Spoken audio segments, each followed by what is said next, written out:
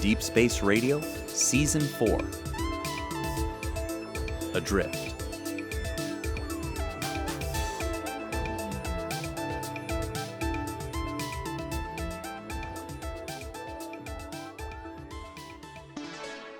Well, ladies and gentlemen, you all felt the shudder as our propulsion systems went offline this morning.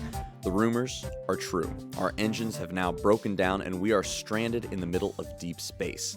Head engineer Tasha Paulson is making every effort to discover the cause of and solution to the Cloudbreather's predicament. Captain Donnell hopes that this issue is a fleeting one and that we'll be on our way before long. In the meantime, however, we've been forced to prepare for the worst. With no propulsion, we've slowed to non-relativistic speeds at which none of us will live long enough to get anywhere we need to go.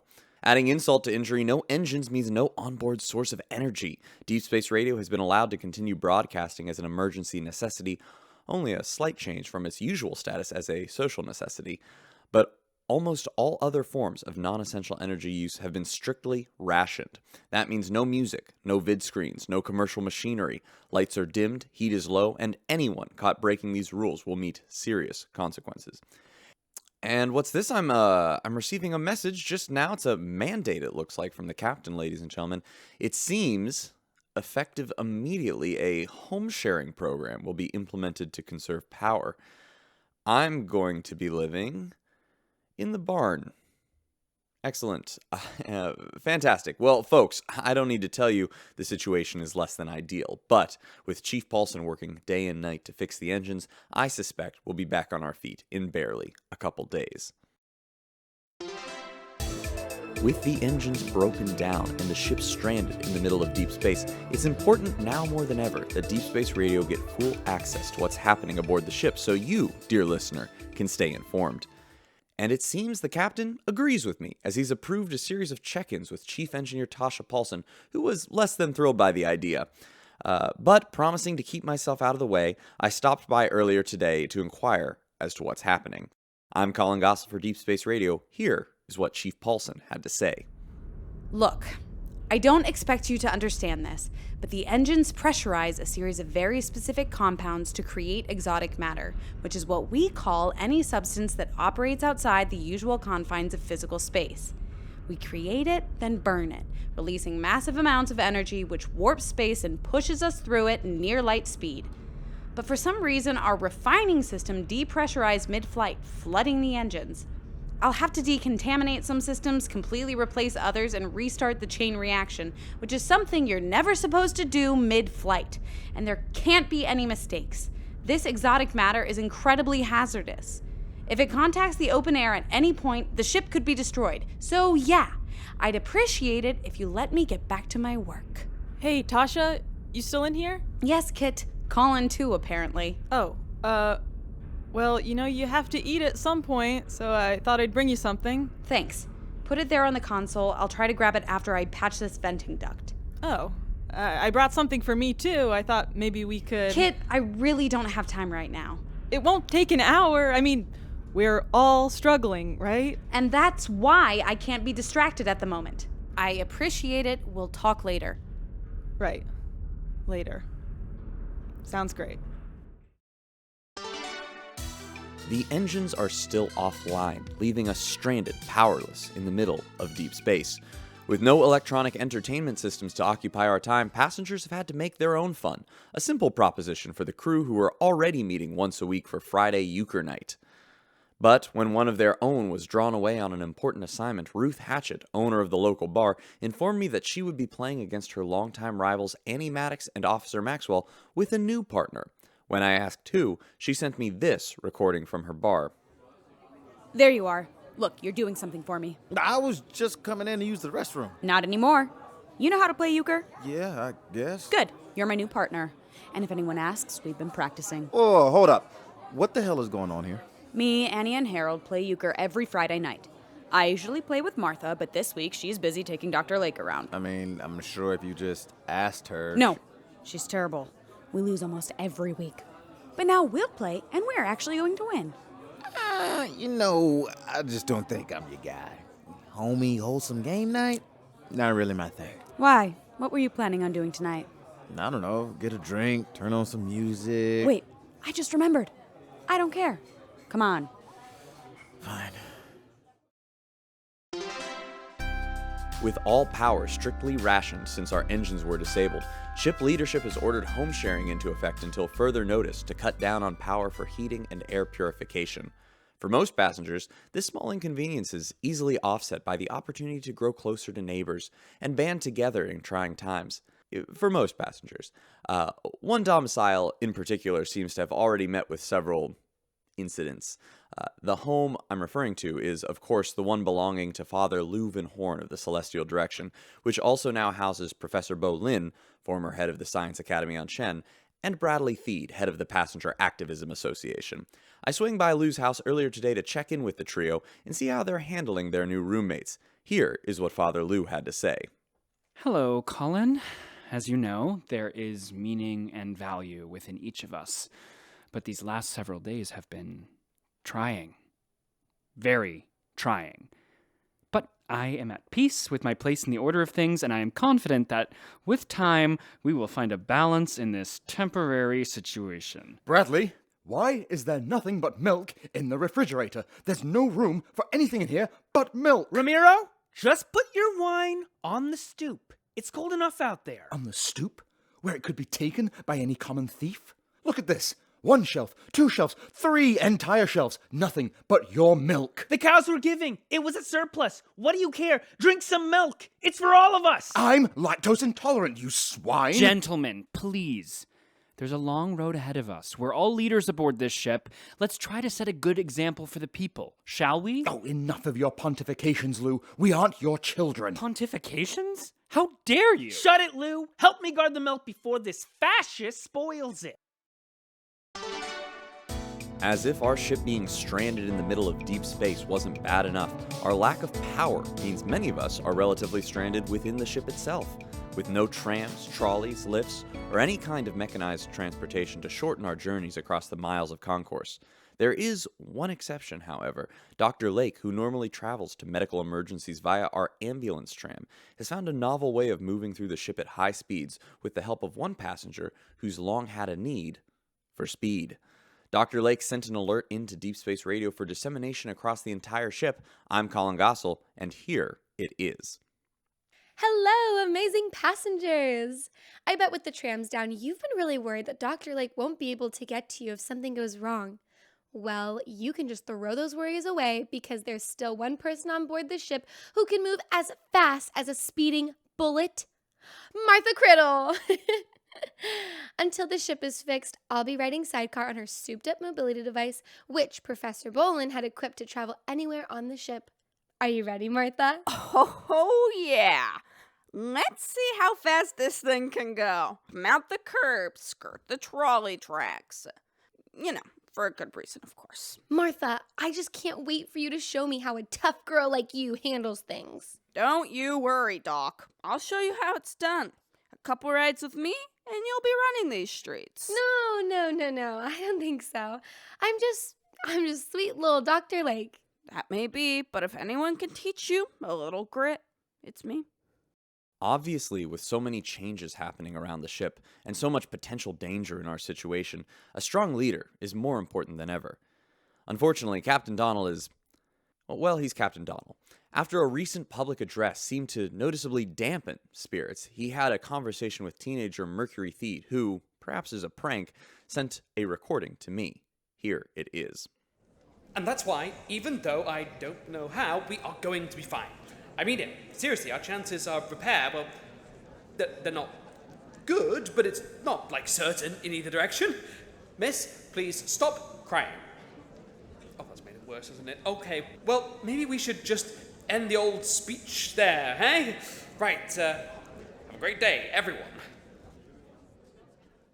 Wow, that was awkward. I know. I feel like I'm getting better at the whole captain thing, but I'm still struggling with the whole, you know... Confidence? Yes, exactly. Well, what's the big deal? You know stuff, right? Definitely some. So just own it. Like, I know things look bad, but we've gotten out of worse than this, and I'll get us out again. You can count on me. You know, that kind of thing. Well, you know, that wasn't bad. Yeah, I'd make a good captain. Not that you could afford me. Mercury, this may seem a little odd to ask, but you're so self-assured, even at your age. Would you maybe consider teaching me? Teaching you? What? To be confident, or at least pretend to be. Captain, I'm 16. Isn't that kind of embarrassing for you? Do I seem like a man with a lot of dignity? The ship needs a firm hand. I'm desperate here. Well, I guess I could, but it won't be easy. I'll do whatever I have to do. Okay, then lesson 1, you gotta stop shaking. It's cold. Breaking news, listeners. As you all know, our engines have been shut down for over a week, but due to lingering momentum, we continue to move through space. Unable to alter course, however, we're now heading straight for a small nebula. Without energy to boost the deflector field or offset drag against the hull, we're about to hit the cloud of gas and dust like we're belly flopping into a pool. I'm Collin Gossel for Deep Space Radio, going live to the bridge now, where Chief Engineer Tasha Paulson prepares for impact. All right, make sure our engines are pointed straight into the cloud. The less drag, the less damage to the ship. Got it. Tasha, how bad is this going to be exactly? I made sure the passengers are buckled into their safety harnesses. Is that enough? Ugh, I hope so. There's not much else to do. Impact in 15 seconds. Everyone hold on. Captain, stop shaking. It's cold. 3, 2, 1.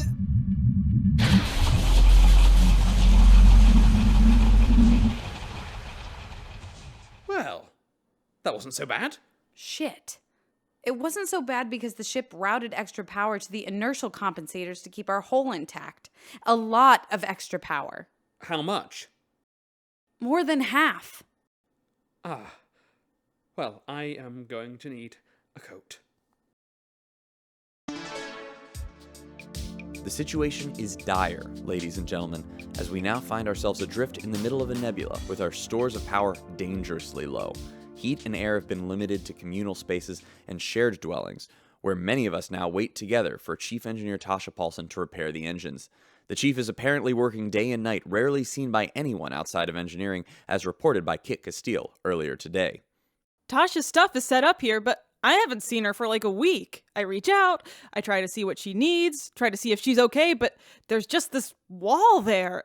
I don't know. I understand she's trying to save us, but I just wish she'd let me in. Or let anyone in. I mean, it doesn't have to be me.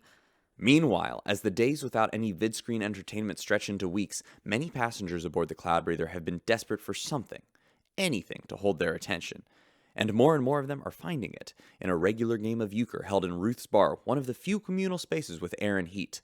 After a surprise win for Ruth and her new partner Claudio last week, they arrived back at the bar for the next game to cheers from a small crowd. Let's go, Annie! You got this, Claudio. Do it again. Do it again. Who are these guys? No power means no music, no video. They're just looking for something to watch. They here to watch us? Yeah, they are. Does that make you nervous, Claudio? Scared they'll see your win last week was just luck? Oh no, he does look scared. That's so sad. Claudio, don't be ashamed just because you suck. Punch him, Claudio! Holy shit, what is wrong with you guys? Don't give them the satisfaction, Claudio. Over here. What the hell? Listen, pilot, I need you to get your game face on now. You won last week? Well, no one cares unless you can do it again. Do you have it in you? Yes. Do you? I mean, it's just a game, right? I can't believe you just said that. I'm going to pretend I didn't hear it. You take those words to your grave. Am I understood? Yes. Yeah, sorry. It's forgotten. Now let's go win this thing. We have fans counting on us. Yeah, I noticed. Well, in the wake of a big euchre victory for Claudio and Ruth last night, several passengers of the Cloudbreather found themselves a bit too taken with the spirit of spirits. They wandered out into the concourse, forgetting the lack of heating and air circulation in the area, and quickly found themselves quite wobbly and in need of assistance. Thankfully, Dr. Lake and her makeshift ambulance driver, Martha Crittle, quickly arrived on the scene via Martha's souped-up mobility device. Here's a security recording of the resulting exchange. Well, this has got to be him. Don't worry, I've handled a few barflies in my day. I'll show you how it's done. Get off me. Get off. Come on. Martha, let me try. I've got a plan here. Sure, maybe we catch more flies with honey. Excuse me, sir? Get up. Whoa! Your hands are so strong! Don't you realize you would have died here if we hadn't come along? Is that what you want? Do you want to be dead? I just want another drink. Well, you can't have one. Get in the sidecar. Gosh, Doc, where did that come from? Where did that come from? Nothing, I guess. Hello, listeners. Welcome back to Deep Space Radio. I've just received a recording from Chief Engineer Tasha Paulson for immediate broadcast to all passengers. Hopefully, it contains good news about the functionality of the engines and ongoing energy crisis. I'm Collin Gossel. Without further ado, here is Chief Tasha Paulson. Hey, listen everyone. I've got some bad news. Cold exotic matter is plugging up a few critical fuel intake valves, and I can't get to it. If we want the engines back, I'll have to flush the clog by venting the engines into the vacuum of space. It may not work, and even if it does, exposing our systems to a vacuum is always risky. They're not designed for that. It's hard to predict what could happen, but I don't see any other choice. It will take a few days to prepare the procedure. In the meantime, with energy storage below 20%, we're going to have to ration even more aggressively. Moving forward, gravity and heat will be completely turned off in non-shared spaces, and lighting ship-wide will be reduced to bare minimums. We'll be bringing candles and reflector dishes out of storage to help people see. Thank you all for listening. I'm doing my best here. Well, that's not great. 3 passengers who will likely be less than thrilled by this news are Bradley Theed, Professor Bolin, and Father VanHorne, who have been sharing a home since energy rations went into effect. Asked about the ongoing situation within the VanHorne household, Head of Security, Officer Maxwell, had this to say. I've now received nearly 24 reports from within the VanHorne household, each from a current resident, claiming legal action should be taken against one of their roommates. These reports include claims of petty theft, verbal abuse, stalking, wire fraud, kidnapping, embezzlement, and murder. A visit to the domicile revealed the 3 relevant parties to be in good health, though Professor Bolin was covered in what appeared to be milk, Father Lou seemed to be hiding beneath his bed, and Bradley Theed refused to speak except through a megaphone. Despite the emotional fatigue caused by their living situation, the security office has no plans to pursue any investigations until the engines have been repaired. Thank you. Following yesterday's dramatic announcement from Chief Engineer Tasha Paulson that our only hope at restarting the engines is a dangerous procedure that could do just as much harm as good, Deep Space Radio was contacted by our ever-shaky Captain Donnell, who wanted to take another swing at an inspiring speech to comfort the crew. Before stepping in front of the cameras, however, the captain received an inspiring speech of his own from teenager Mercury Theed of Deck 7. She sent me this recording of the exchange. Okay, just like we talked about. Stand up tall, talk loudly, chill hands, and what do we absolutely never do? Say I've doomed us all. The other thing. Cry. Exactly. Go kill it. Wait, I don't know. I feel the same. I don't think I'm gonna be better. Yeah, that's definitely the vibe I'm getting too. Oh, fantastic. Look, is there something you do? Do you have some sort of trick? I mean, I just tell myself it doesn't really matter. Do you think that would help? No, I know it matters a lot. Well, maybe you can convince yourself. Here, what's this? Someone's jacket, I guess. Steal it. What? If any of this mattered, there's no way you do something crazy like steal a jacket right beforehand. So if you steal this jacket, then it must not really matter, right? I mean, I guess maybe. Good, put it on. Wow, I can't believe you just stole that, Captain. You're crazy. Ooh, nice warm jacket. Taking it is pretty crazy. Especially since it doesn't even matter. No consequences. Classic corruption. Now go. My fellow passengers, I wanted to address you today to communicate the status of What else is there to steal back here? With the entire ship shivering in their dark rooms, it seems like passengers are clinging to what few sources of joy we have left as the reality of our situation closes in. One such bright spot for many has been the regular games of euchre between Team Ruth Claudio and Team Annie Herrold, with full crowds of people now arriving at the bar on a nightly basis to watch the 2 teams compete. Some fans even hang out in Ruth's bar all day for insights into their favorite players' day-to-day routines. One of them caught this recording of Claudio arriving to Ruth's and posted it on his Euchre League fan site, The Left. Here it is. God damn, I need a drink. Finally! Nice of you to show up. We have to plan our strategy for the game. Give me a minute. I can't walk 2 feet without people stopping to talk with me. What? They getting up in your face? No, they're just chatting. I don't know, wishing us luck, inviting me to dinner, acting like they know me. I mean, you're famous. Nothing new there, right? Guess not. This feels different somehow. I don't like it. Listen, Pilot, it's time to focus. So whatever it is that's bothering you, you need to get over it. Right. Okay, what's our plan? Coming through here! Medical emergency! We heard someone fell and might have broken something. Jeez, this crowd is wild! Come on, people, out of the way! We really should hurry. It could be serious. Let's move it, people! Medical emergency! Hey, assholes! Move it, now! Good. Thank you. There you are. How's your arm? It's fine. Just don't hurt me. Oh my god, that's so funny. Come on, let's get you to sick bay. Martha, why are you looking at me like that? No reason. No reason. Deep Space Radio has breaking news, ladies and gentlemen, as multiple alarms and alerts of a potentially dangerous energy drain draw Chief Engineer Tasha Paulson to the barn, home of the ship's animals and their keeper, exozoologist Kit Castile, going live to the barn now where Chief Paulson has arrived in what might be the nick of time. Kit, what's going on? Is everything okay? Oh, great. I guess you'll show up in less than 5 minutes for a faulty wire. Good to know. You did this on purpose? Maybe I did. Why? Because I haven't seen you in weeks, Tasha. You won't stop to eat. You won't answer any of my messages.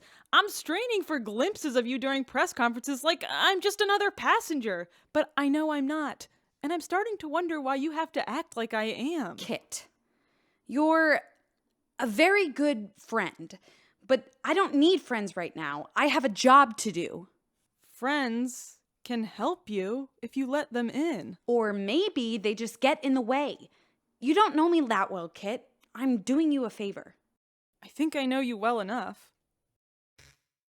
Your wire's fixed. Don't do anything like that again. Don't worry. I won't.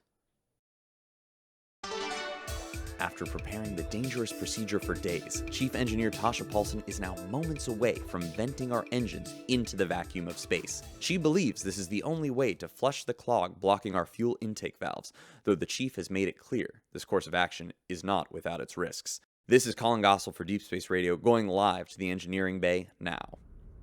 All right. Everything is ready. Vacuum seals up. Engineers in their safety zones. Preparing to vent systems. 5, 4, 3, 2, 1. Engage. No, no, no, no, no, no, no, no, no! Come on! Come on!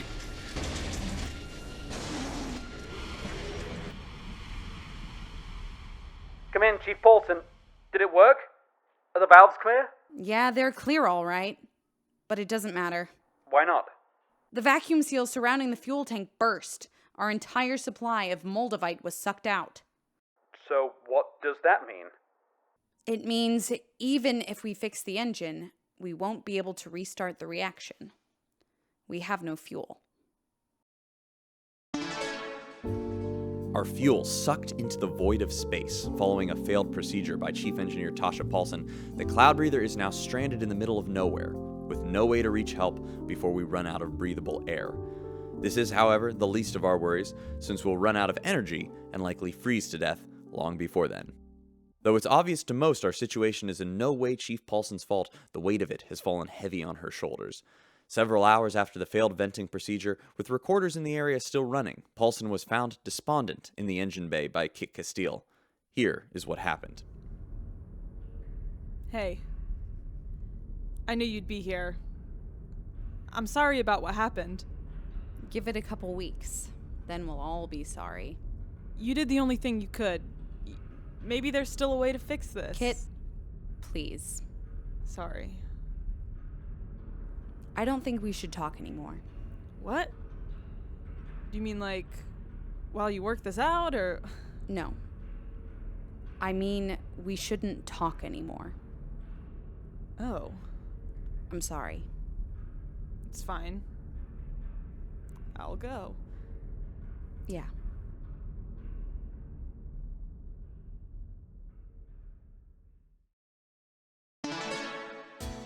With the situation more dire than ever, energy restrictions and home sharing have continued with renewed vigor aboard the ship.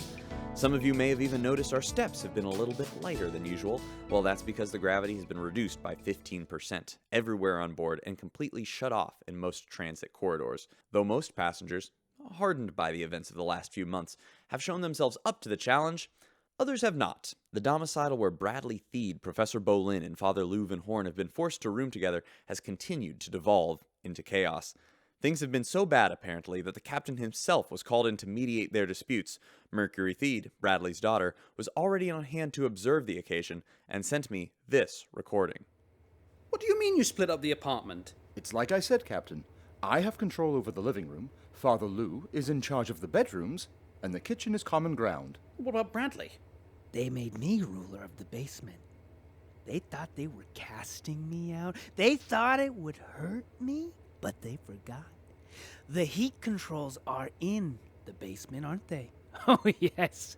Now they must get my approval if they don't want to freeze. Bradley, you have to heat the whole house the same. You can't hold them hostage. Why not? We agreed. They'd control the chairs. The basement is mine. You all shouldn't be splitting the house up. You have to live together. I'm sorry, Captain. I thought that would be possible, but I have to think about my sanity, my future. If I let them into my sleeping quarters, I fear for my safety. If you think locking yourself away in that ivory tower will save you, you're wrong, VanHorne. Hey, what's that in your pocket, Bolin? Is that one of my granola bars? The kitchen is a shared space. I'm within my rights. I will kill you. Stop. Bolin, Maybe if we I just... will kill you. Psst, Captain. Please, gentlemen, one moment. Don't do anything rash. Good God. How did this happen? It's really not surprising. My dad tends to inspire, like, a survival instinct in most people. Well, what do I do? This is just like the speech. Stay steady. Firm hand. Remember, you stole that jacket. None of this even matters. You think so? Maybe. Give it a try. Well, okay. Give it back! No! Gentlemen, stop! As your captain, I am ordering you to end these divisions and return to a regular living situation effective immediately. Am I understood? So it's war then. This was inevitable. I've been ready. Oh my god, Father Lou, where did you get a bat? Oh, shit. Mercury, run! Go, go, go! Attention all Euchre fans, which by this point is just about everyone aboard the Cloudbreather. The statisticians have counted their beans, tallied their totals, and concluded that, as the total number of games between teams draws near to 100, Claudio and Ruth are only a few games behind in the win-loss count against Team Annie and Herrold. With excitement surrounding the regular games of Euchre reaching near flyball levels of excitement due to the lack of anything else happening on board, the possibility of Ruth and Claudio drawing even by the 100-game mark has many fans in an absolute frenzy. Live streaming his workout routine, as has been his habit since arriving on the Cloudbreather, Claudio was even approached by an unexpected fan earlier today. Here's what viewers of Claudio's stream saw. Oh my god, Claudio, can we have your autograph? Sure. You watch me fly back on Jen? No, I've never seen a race in my life. Yeah, I really don't get it. Then how do you know me? The Euchre Games. We're there every week. Oh. Well, here you go. Yes, thanks. Listen, you have to be Annie and Herrold. We'll see. Though we attempt to make the best of a bad situation, the ship remains stranded in the middle of deep space with no fuel to go forward and no one behind us to help. With our energy reserves already 90% depleted, our fates all rest in the hands of Chief Engineer Tasha Paulson, who, alone in the shadowy engine rooms, has been desperately trying to find a way to jumpstart our engines. Today, for the first time since the failed procedure that left us without any fuel, the Chief addressed the crew of the Cloudbreather. Stony-faced and solemn, the Chief had this to say about our current situation. Look, I'm still trying to find some way to restart the engines. But without some kind of miracle, there's just not much else I can accomplish. So for now, the logical move is to stretch our remaining energy to the absolute limit and extend our lifespans as long as possible. We'll be evacuating the lower decks to turn off all air and heat in that half of the ship. I know you're all miserable. I'm sorry. It's my fault. I'll keep doing everything I can to get us out of here. Breaking news, everyone. It's a madhouse in Ruth's bar where Claudio and Ruth just won Game 100 of their ongoing rivalry, tying the record of both teams at 50 wins and 50 losses apiece. Given the circumstances, a championship match is almost certain, and the crowd is going wild with anticipation. This is Collin Gossel for Deep Space Radio, going live to the bar now. Oh, come on, that's table talk. What is this? Sorry, I can't quite understand you. It almost sounds like you're joking. Embarrassing. Claudio, get over here. I'll grab you a drink. And we've got some thoughts about how you lead with Trump. Yeah, sure. That's what I'm talking about. Let's go! I knew you had that left. I knew it. Sure, I have to get out of here. What are you talking about? We just forced them into a winner-takes-all tiebreaker deathmatch. We have to celebrate. I can't. I'm actually not feeling so great. You look fine. Well, I'm not. It's my stomach. I'll see you later. Fine. Just as long as you're ready for the tiebreaker. Hey. Oh. Hey. What are you doing here? You know, came to see the game. Huh. Sure. All right, fine. I came to see you. That's somehow even more unbelievable. Look, I came to apologize, okay? I know it's a me problem. This may surprise you, but I've had friends before, and right around now is when they all seem to disappear. And they're right to. I'm an engineer. My job comes first. It always will. That's why I don't like to broadcast things, because I'm not changing and it's going to end. It always does. And I just wanted to say I'm sorry because you're very nice and it was wrong of me to make you care like that. You didn't make me care. I just do. That's what I'm talking about. You're nice. This is a nice spot with the windows. Yeah, that's why I sat here. I didn't realize I wouldn't be able to see the game. You couldn't even see it? No, but by the time it started, I was too embarrassed to get up, so I just acted like I could. What? I just kind of cheered when everyone cheered. I really hope my team won. Anyway, it was nice of you to come. It's no problem. Not like there's much I can do right now anyway. So, see you around? I don't think that's a good idea. But you stay safe, okay? Yeah, you too. The medical team was dispatched today to the temporarily shared home of VanHorne, Professor Bolin, and Bradley Theed after several calls from neighbors indicated one or more men had been injured or possibly killed. Martha Crittle ferried Dr. Lake to the scene in record time aboard her mobility device, and the resulting incident, now a matter of public record, was thankfully recorded. I'm Collin Gossel for Deep Space Radio. Here is what Dr. Lake found. I don't regret anything I did, considering I was physically assaulted. I wouldn't have had to punch anyone if I hadn't been snared in some sort of bear trap. The trap never would have gone off if you had stayed in your own territory. Men, trust me, you'd all better calm down. Like hell we will. We demand our homes back, or I'll burn this place to the ground. Finally, something we agree on. Oh no, you're not going anywhere until I've made you regret everything you've done to me. Guys, cool it now. Oh, Martha. Boys will be boys, I guess. Excuse me? Doesn't look like much we can do here. Come on, let's head out. I mean, if you say so, Doc. I'll be honest, Doc. I was kind of expecting you to bring down the hammer. The hammer? You know, let them have it. Like you did with those guys at the bar. Oh, these three are far worse than some guys at the bar. And they'll get worse. What? Is that some kind of smoke bomb? With a little something of my own mixed in. It should put them out for a few hours. Good God! Now we just wait. For what? Wait. Yay! Let's drag them out. Yes, ma'am. Welcome back to Deep Space Radio, passengers. Following yesterday's excitement at the house of VanHorne, Martha Crittle, who last month underwent the procedure that allowed her to remember the lost hour the rest of us would forget, finished her work and went home, which she is right now sharing with exozoologist Kit Castile. Martha, once again, forgot to switch off her recording device from earlier in the day, which resulted in Deep Space Radio catching this bizarre exchange between the two. Well, that's not a look I like to see on a roomie's face. What's wrong? Oh, nothing. Just some personal stuff. Tasha? What? Why would it have to do with her? Oh, right. I don't know. I thought you two were close. Yeah. Didn't know you knew that. But actually, it is kind of about her, so. I see.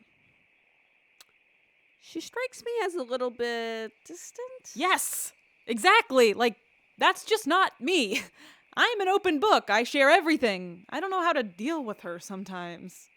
Gotta be hard to stay friends with someone like that. Yeah, it is. Have you talked to her about it? Well, now she's saying she doesn't want to talk at all, so I guess that's just that. Ah, there it is. No point in trying to force something if she's not even interested, right? Well, you know, I've had a couple friends in my day. Some were more difficult than others. Life could have been a lot easier if I had walked away from one or two, but truth is, some people are worth the hurt. You just have to ask, is she one of them? Well, I've said my piece. You get some rest. Martha, do you know something? How could I know something? Yeah, you couldn't. At long last, the day of the Big Euchre Championship has arrived. For those just tuning in to Deep Space Radio, I'm Collin Gossel, preparing to bring you hand-by-hand coverage of the big event taking place between the returning champions, Annie Maddox and Herrold Maxwell, and their upstart opponents, Ruth Hatchett and Claudio Atlos. The game, which was supposed to start about 15 minutes ago, has drawn a crowd of nearly 200, with every inch of Ruth's bar filled to the brim and hundreds more listening right here on Deep Space Radio. The only thing standing in the way of the action, Claudio Atlos, has yet to arrive. I'm throwing live to the bar now where, hopefully, the game is about to begin. Yo, Ruth, where's your partner, huh? I thought we had a game going here. If he can't handle the pressure, it might be better to forfeit now and save both of you the embarrassment. He'll be here. Probably just letting you enjoy these last moments before your public outing as losers. Uh-huh, sure. Sounds like him. You two may be able to win when the lights are low, but you still need to prove you have what it takes in prime time. He'll be here. Just hold your horses. It's a message from Claudio. What's it say? He says he's sick. He can't make it tonight? What? Well, I guess that's it. Take your win. I hope it feels good. I should have never trusted that irresponsible flake. Wait just a minute now. A win by forfeit isn't what we want. It isn't? I mean, it isn't. So he's sick. That's fine. We're willing to wait. Reschedule? What's the point? The point is all these fans want to see a game. What do you say, people? Would you come back for the game next week? Yeah! Looks like you're the only one who doesn't want to compete, Ruth. Fine. Next week. I'll be there. Well, great. Now the game is still on. Why are we doing this? Because Claudio needs some help getting out of his own way if he wants to make this work. Make this work or make that work? Because I don't know. Look, just go talk to him. You're a man. He's a man. Have some man talk. I mean, I love man talk, obviously, but should I... You care about Ruth, right? Of course. Then do some man talk and get that blockhead to smarten up. Breaking news, ladies and gentlemen. A discovery has just been made that may just save us from freezing to death in the middle of nowhere. This is Collin Gossel for Deep Space Radio, going live to the bridge where Chief Paulson has just found something on our long-range sensors.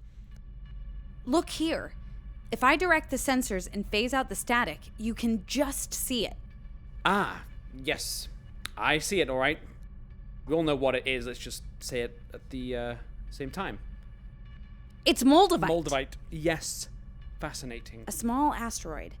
It's distant, but our momentum has us drifting that way. If we send out a shuttle at the perfect moment, it may be able to get to the asteroid, harvest some fuel, and get back before we're out of range. And with that, you think we can restart the engines? I'm sure of it. It's the only thing we're missing. Okay, then that's what we'll do. Prepare what you need to prepare, Chief. Thank you, Captain. We'll be closest to the asteroid in a few days. I'll let Claudio know.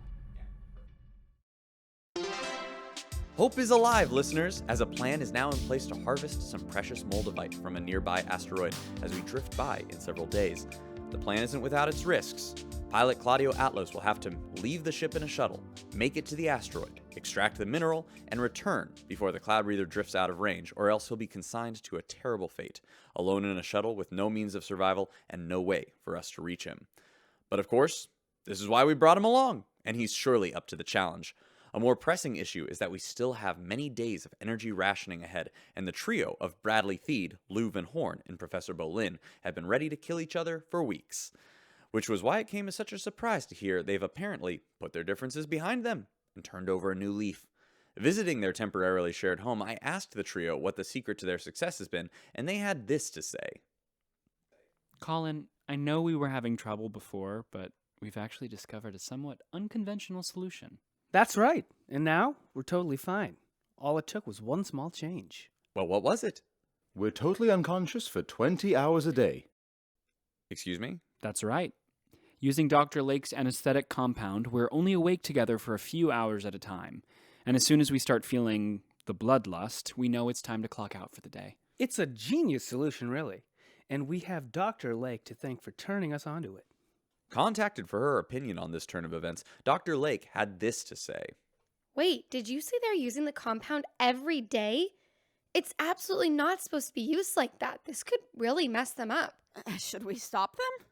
Well, you know, once they're not living with each other anymore. It should be fine. Spirits are sinking aboard the Cloudbreather as the weeks with no heat and reduced gravity drag on. In times like these, having a strong, steadfast captain you can rely on makes all the difference, which explains why Mercury Theed was seen coaching Captain Donnell through a series of confident interactions at Ruth's bar earlier today. Perhaps proud of her student, Mercury earlier sent me this recording. Stay strong, citizen. I believe in you. Nice. Very caring. Well done conserving energy, friend. I'm here for you. Good. Big jacket energy. Hello. Wait, what's Tasha doing over there? Huh? Oh, I don't know. I doubt she needs much comforting. Odd for her to come to the bar. And not even examining the draft mechanisms. Captain, whatever she's got going on, I don't know if it's the kind of thing confidence can help with. Maybe not, Mercury, but I have to check. It's my duty. All right, man. Whatever you say. Why so glum, Chief? Things are looking up, you know? Yeah, I'm fine. Oh, not great. Just fine? Yeah, I'm fine. What do you want from me? People are scared, the ship is in shambles. Is fine not enough? No, fine is fine. I mean, we're safe. That's the goal, right? Oh, yes, definitely. Safe is good. Safe is always fine. If that's what makes you happy. Well, of course I'm not happy. Oh, you're not? No. No. Huh. Okay, well, maybe. Get the hell out of here, Captain. Right, yes, sorry, so sorry.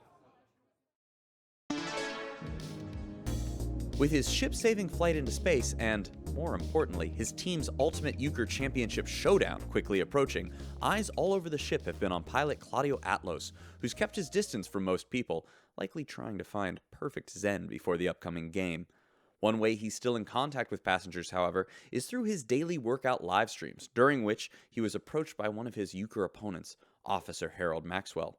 Here is what transpired earlier tonight between the two longtime rivals. Well, lifting the old weights, huh? Very nice, very nice. Been thinking about hitting these bad boys myself. Really? You work out? Oh, You know I do. Gotta stay in shape to keep crime in line, I always say. Oh, yeah, you're always saying that. Listen, I was hoping we could have a chat. Man-to-man style. Man to man. Shit, yeah. Uh-huh. Okay. What's up, Herrold? Annie and I just wanted to make sure you show up to the match in a few days. We want to win fair and square. None of this sick stuff. Look, I don't know. This has become a lot bigger than I wanted it to be. You're a star. I thought you lived for this kind of thing. Yeah, I'm a star. I'm not your friendly pal. I'm not the regular who knows everyone's name. But since this game started, people have been treating me different. Like I'm just one of the guys. Why wouldn't you want to be one of the guys? Because this isn't my life. That was the deal. 3 years piloting you all to Beta, then 3 years of cryo sleep and a shuttle back to Chen. I got a life waiting for me in the real world. I wasn't supposed to get close to people. I definitely wasn't supposed to start acting like all of you. So your plan was to keep everyone and everything at arm's length for 3 years. It's never been a problem before. Well, listen, I've got some bad news, Claudio. This is real life. It may not have been what you thought, but that doesn't matter. You're living it. You can make it good, or you can make it bad. People like you, even if you're gonna leave once we reach Beta. I know Ruth likes having you around. I don't think so. Well, we'll see. And you know what? I kind of hope you don't show up to our next game, because it's gonna be so bloody, Claudio. They're gonna have to drag you and Ruth out of that bar like a werewolf gotcha. And oh, I don't want to do that to you, Claudio, but I have to. I have to. Anyway, good guy talk. Pump that iron, G. Attention passengers, live security footage reveals something seems to be happening in the docking bay. Chief Tasha Paulson is running from console to console, trying to figure something out. She's put the ship on alert, though none of us are quite sure why as of yet. This is Collin Gossel for Deep Space Radio, going live to the docking bay now. Damn it. Damn it. Come on, work with me here. Tasha! Kit, what are you doing here? I saw your alert and came to help. Help with what? You're not an engineer, Kit. This is dangerous. Well, I'm here and I'm not leaving, Tosh, so either give me something to do or I'm just gonna be in the way. Okay, take this console. There's been some kind of collision between asteroids. The one with our Moldavite is on a totally different trajectory now. It may already be out of range. Just read out those numbers to me. Okay, 6,500, 22, 39, 4 degrees by 81 degrees. All right, good. What color is the icon in your bottom right? Orange. Orange? Yeah, what's that mean? It means the asteroid is leaving range. To get there in time, we have to leave within the next 2 minutes. After a collision in deep space, it seems the asteroid containing our last chance at refueling is drifting out of reach. If we don't launch a shuttle to go harvest the necessary Moldavite within the next 2 minutes, we will likely be stranded out in deep space until we run out of air and energy. Going live to the docking bay now, where Chief Engineer Tasha Paulson and Kit Castile try to find a solution. Okay, Claudio's on his way, but he's on the other side of the ship, so he's gonna be like 5 minutes at least. That's too late. What do you mean? It's just 5 minutes. The asteroid is moving away from us. If someone doesn't leave now, there's no way they'll be able to get there and get back before they run out of fuel. Okay, I'll go. What? No. You have to stay here to manage the consoles, and I can fly. I used to fly shuttles all the time. I don't care if you're the best pilot who's ever lived. You're staying here where it's safe. Tasha, there's no one else here. It has to be me. You don't understand. If you're not fast enough, I can't get to you. You will suffocate and freeze to death in that tiny metal shuttle, totally alone. We have less than a minute. You have to trust me. Please. All right, go. But I'm in your mic. Don't you dare go quiet on me. Copy that.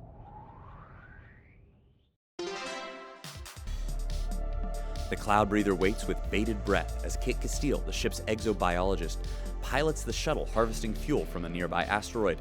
If she makes it back with the precious minerals needed, we'll all be saved. If she doesn't move fast enough, however, she won't be able to catch back up to the ship, and it's bad news for all of us.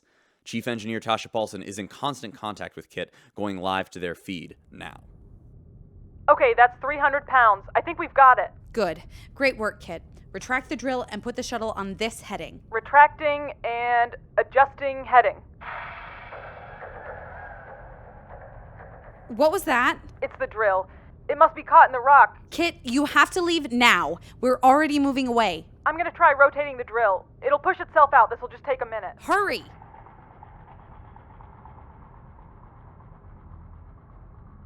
Alright, I'm clear. New heading input. Redirecting. Set. Hard burn, Kit. Go! Just a little faster, Kit. You still there? Still here. The fuel out. I can't more. There's interference from the engine radiation. Just keep going. Hurry! I can. More, but the not responding. Kit, you're slowing down. You can't do that. Kit, don't slow down. I can't get to you. Please, I can't get to you out there. Please. Please. Please. Her doors, hurry! Yes!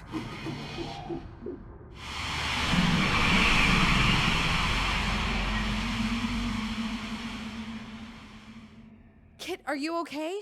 Yeah. I had to dump some of the moldavite into the reactor to get us the rest of the way, but we should still have plenty.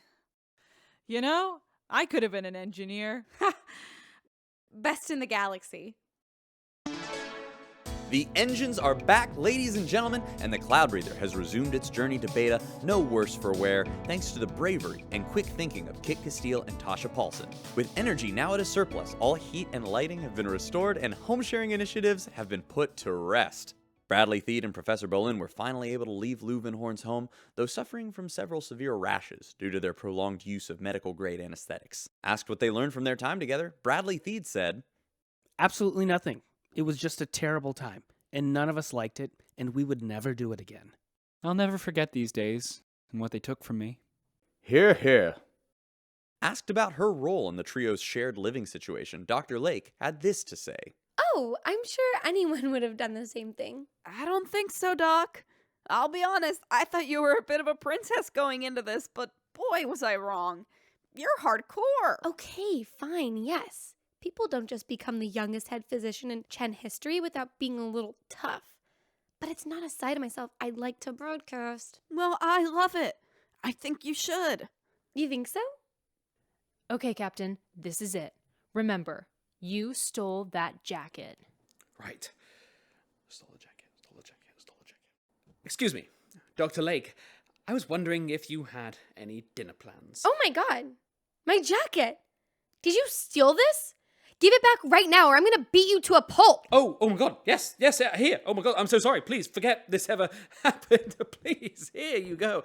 Yes, no, yes, of course. Yes, that's what I'm talking about. I was wondering what happened to this. What was he even saying? Meanwhile, what better way to celebrate a return to normalcy than with the long-awaited Euchre Championship happening right now at Ruth's bar? Hopefully, Claudio Atlos actually shows up this time, or it's curtains for he and Ruth's Cinderella story. Going live to the bar now for hand-by-hand coverage of the big game.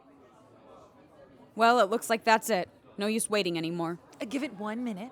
You're not getting out of this beating so easily. I think we all know this isn't happening. I'm pretty sure it is, actually. Listen, it's over. Just take it.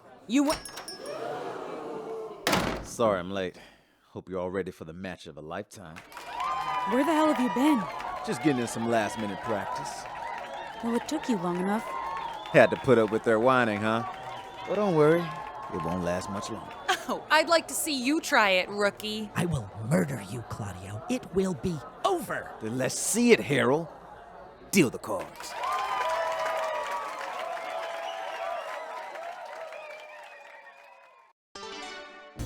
And it's over, ladies and gentlemen. You're listening to Deep Space Radio, where Ruth and Claudio just got their butts absolutely handed to them in the big championship. After weeks of buildup, they were annihilated on the largest possible stage, throwing to Ruth's bar now for their live reactions. Don't feel bad. We wanted to keep the games interesting, but you can't beat us when we're at our best. I hated to do it to you, but I'm afraid you're in the king's castle, my friend. Whatever, tyrant. You better be ready for a revolution in the near future. We'll see about that. Oh, wow. Hi, everyone. Kit! Tasha! You just missed our big win. What have you been doing? We have a small announcement, actually. We're dating.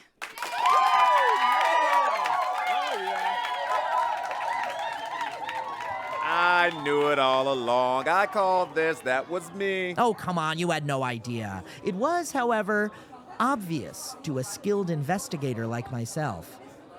It's nice to see Claudio fitting in. He's not a bad guy. No, he's not. What's that face? Nothing. Just the face of a loser who needs a drink. Ah, yeah, that is the face. Wait, did you see that? See what? Nothing. For a minute, it almost looked like there was a person floating out there. In space. I may not be an expert, but I know one thing. No way any living person is going to be out there. Deep Space Radio will return in Season 5. Ghosts in the Black.